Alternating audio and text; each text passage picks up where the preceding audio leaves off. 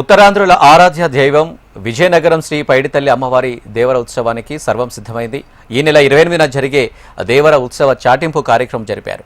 ఈ ఏడాది దేవర ఉత్సవం ఘనంగా నిర్వహించేందుకు దేవాదాయ శాఖ భారీ ఏర్పాట్లు చేస్తుంది.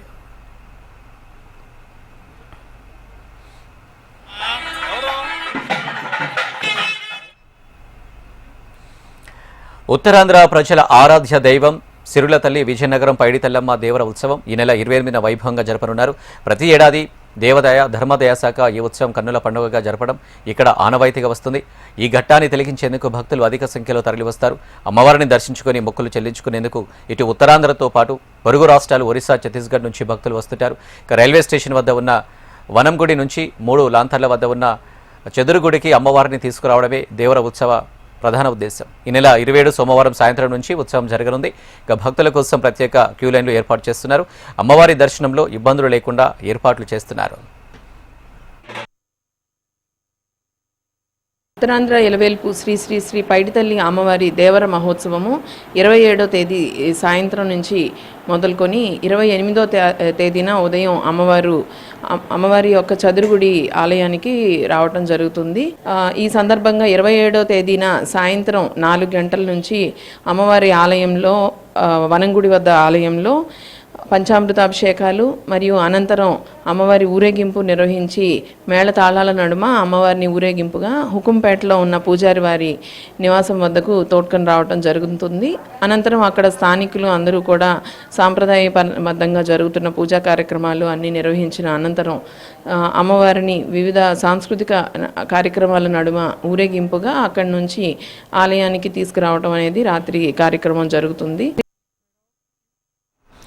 వనంగుడిలో ఉత్సవ విగ్రహాలకు పంచామృత అభిషేకాలు, ప్రత్యేక పూజలు జరుపుతారు. అనంతరం మేళతాళాలు, సాంస్కృతిక కార్యక్రమాలు నడుమ ఉత్సవ విగ్రహాలను పెద్ద చెరువు వద్దకు తీసుకొస్తారు. ఇక్కడ ఆలయ అర్చకులు ప్రత్యేక పూజలు నిర్వహించిన అనంతరం హుకుంపేటలోని పూజారి ఇంటి వద్దకు తీసుకొస్తారు. అదే రోజు రాత్రి హుకుంపేట నుంచి విగ్రహాలను ఘటాలతో ఊరేగింపుగా తీసుకొస్తారు.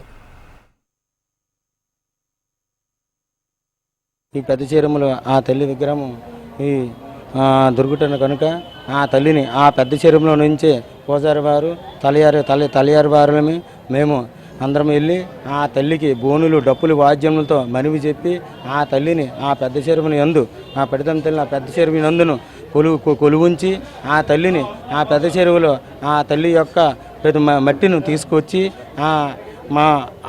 ఆ జంగిట్లో ఆ తల్లి మట్టిను పెట్టి ఆ తల్లి ఆ దీపం ఆ మట్టి మీద ఆ తల్లి దీపం వెలిగించి అక్కడ ఆ పెద్ద చెరువు దగ్గర నుండి వనం గుడికి 28వ తారీఖు మంగళవారం అమ్మవారిని ఇక్కడ తీసుకొచ్చా జరుగుతున్నది.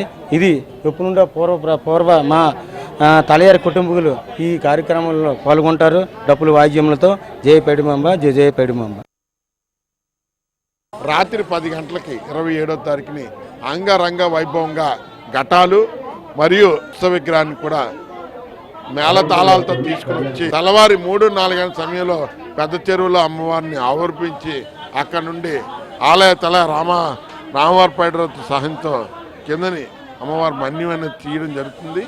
తీయడం ద్వారా తెల్లవారు అమ్మవారు అప్పటి నుండి మరో 6 మాసాల తర్వాత ఆశ్వీజ మాసంలో జరిగే ఉత్సవం విజయదశమి వచ్చిన తర్వాత మంగళవారం నాడు సిరిమానోత్సవం, ఆ తర్వాత మంగళవారం తెప్పోత్సవం, తర్వాత ఉయ్యాల కంబాలు కూడా 6 మాసాలు చదురుగుడిలోనే 6 మాసాల్లో వనంగుడిలో అమ్మవారు వేయిస్తున్నారు. కాబట్టి భక్తులందరూ కూడా ఈ 6 మాసాలు కూడా ఉత్సవమైన వరకు అమ్మవారిని దర్శించుకొని ఆరోగ్యాలు అష్టైశ్వర్యాలు పొందుతారని మీ ద్వారా తెలియజేస్తున్నాం. ఈ నెల 28వ తేదీన జరిగే దేవర ఉత్సవం నుంచి అక్టోబర్లో జరిగే సిరిమానోత్సవం వరకు అంటే 6 నెలలు అమ్మవారు చతురుగుడిలో ఉండి భక్తులకు దర్శనమివ్వనున్నారు. ప్రతి ఏటా వైశాఖ మాసంలో ఈ ఉత్సవాన్ని సంప్రదాయబద్ధంగా జరుపుతున్నారు. వేద మంత్రోచ్చరణ నడుమ మేళతాళాలతో ఘంటా స్తంభం మీదుగా అమ్మవారు చతురుగుడికి చేరుకుంటుంది. ఆ తర్వాత కోట్ల వద్దకు వెళ్లి కోటలో గల శక్తికి పూజలు నిర్వహించిన అనంతరం తిరిగి చదురుగుడికి చేరుకుంటుంది. అక్కడ ఆలయ అర్చకులు పైడితల్లికి ప్రత్యేక పూజలు నిర్వహిస్తారు. ఇక్కడితో అమ్మవారి దేవర ఉత్సవం ముగుస్తుంది.